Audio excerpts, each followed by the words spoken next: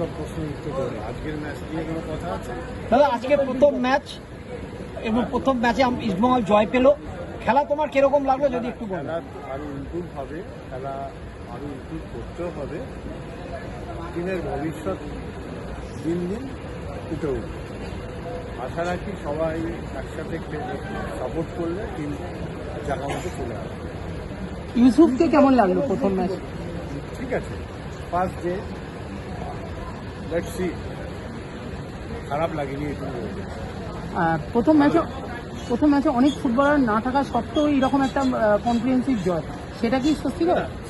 Team তো game একটা, replacement যারা ছিল তারা এই যে বেঞ্চ করে কেন, বেঞ্চটাই সেই জন্য বেঞ্চ ছিল বলে আরও বেঞ্চ শক্তিশালী হতে হবে, বলে আরও বেটার হবে।